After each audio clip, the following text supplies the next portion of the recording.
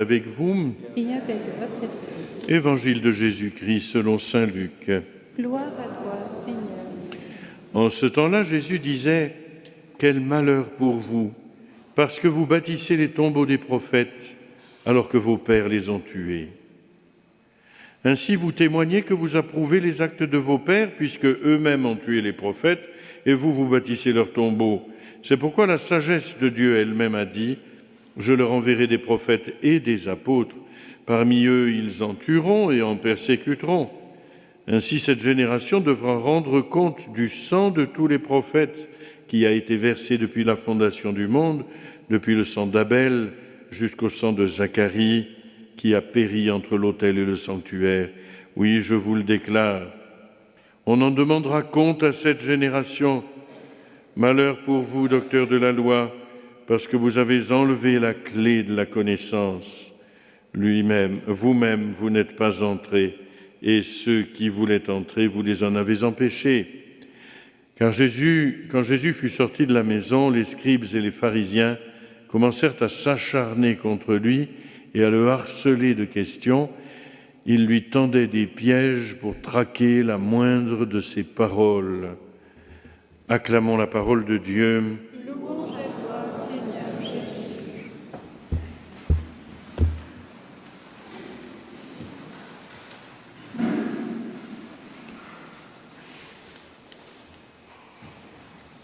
Ce qui est la marque de la foi chrétienne, frères et sœurs, c'est que le don de Dieu est gratuit. Il ne se mérite pas, il ne se gagne pas. C'est la grâce, et elle est première. C'est ce que nous dit saint Paul dans la première lecture. Tous les hommes ont péché, ils sont privés de la gloire de Dieu, et lui, gratuitement, les fait devenir justes par sa grâce. Il rend juste, dit-il, celui qui a la foi. Notre Dieu prend l'initiative. Il n'attend pas que nous allions le rejoindre. Il commence par venir à nous. Alors, tant que nous croyons multiplier nos mérites, nous nous égarons. Nous perdons le chemin de la justice. Dieu donne, et il attend que nous le recevions à bras ouverts. Tout l'enjeu de notre salut repose donc avant tout sur la qualité de notre foi. Nous ne serons justes pour Dieu que par une confiance absolue en sa miséricorde. C'est cela d'abord qui nous justifie. Et l'Évangile souligne combien la pratique de la loi, dans tout ce qu'elle a de sclérosé et d'étroit, la pratique de la loi a étouffé le souffle des prophètes. C'est ça le problème. La parole prophétique dérange. La volonté de Dieu n'est pas celle des hommes, et du coup, ça dérange. Et nous n'aimons pas être dérangés, et spécialement dans nos pratiques religieuses. Quand il faut changer quelque chose dans la communauté, c'est toujours le réboulement, mes sœurs, c'est toujours compliqué. Oui, nous n'aimons pas voir les choses changer, nous avons nos habitudes, nos pratiques. Or, c'est bien la pratique de la loi qui a étouffé le souffle des prophètes. La parole prophétique est nécessaire, et si le Seigneur a envoyé des prophètes, c'est bien pour nous rappeler que la foi ne nous sclérose pas, mais qu'elle nous appelle sans cesse à nous adapter à la volonté de Dieu. Les prophètes remettent le peuple devant ses péchés. Le prophète, il appuie où ça fait mal. C'est la dimension prophétique de toute responsabilité. Voilà, que l'on soit mère abbesse, mère prieur ou recteur de sanctuaire, on appuie là où ça fait mal. Dire, mais c'est pas... Voilà ce qui doit changer, voilà ce qui ne va pas. alors ça dérange. Nous sommes mis devant nos incohérences. Le prophète vient de la part de Dieu, et ça, c'est le premier acte de foi. Nous ne sommes pas dans une logique administrative devant des fonctionnaires chargés de mettre en œuvre les directives ministérielles quand il y a des ministres, parce que ça change beaucoup. Le prophète, il vient de Dieu et il perturbe l'organisation de la société humaine, l'organisation du temple. Eh bien, écoutez, alors c'est simple, on supprime les prophètes. On n'en a plus besoin.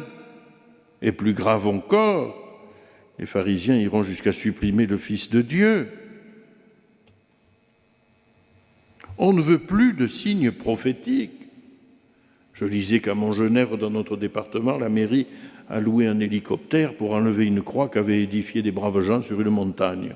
C'était dangereux, au sommet de la montagne, d'avoir une croix à penser. Et oui, le prophète dérange.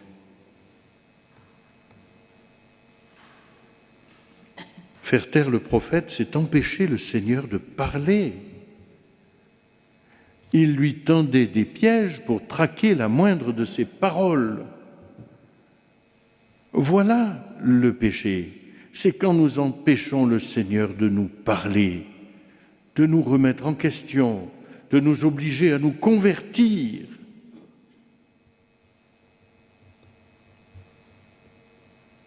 L'Esprit de Dieu est vivant, il est agissant dans la société de tous les temps. Or, le voilà ficelé par la loi et bâillonné par les pharisiens. In acaster. Nous prenons la place de Dieu et notre péché est là.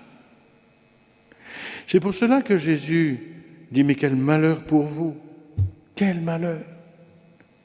Quand vous prenez la place de Dieu, quand vous prenez toute la place, quand il n'y a plus de place pour la parole libre et libérante du Seigneur, vous êtes prisonnier de vous-même.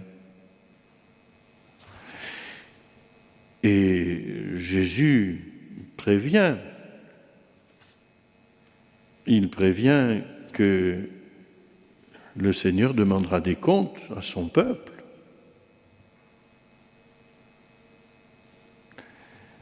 Voilà que ce peuple vit dans l'entre-soi, qu'on empêche l'accueil des convertis.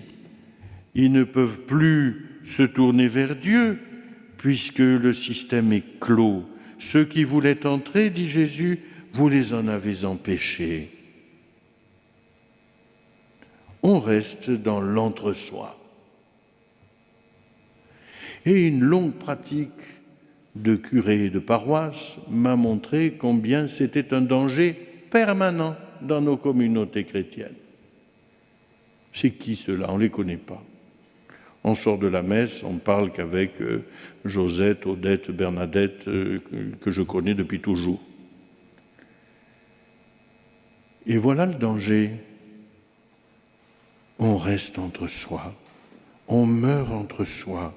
Or, l'Église est un corps vivant qui sans cesse se nourrit de la parole du Seigneur, qui nous bouscule, qui nous dérange, qui nous oblige à faire des pas de conversion pour que toujours la famille de Dieu soit accueillante. Qu'à bras ouverts nous accueillions la présence du Seigneur, qui nous dérange, c'est certain, mais qui nous oblige à rester vivants.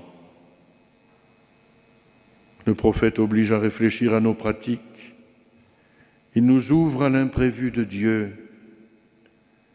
Sachons découvrir dans nos frères, dans nos sœurs, dans nos plus proches, la présence prophétique du Seigneur qui nous invite à la cohérence de nos vies et qui finalement nous remet sur le chemin de la justice. Amen.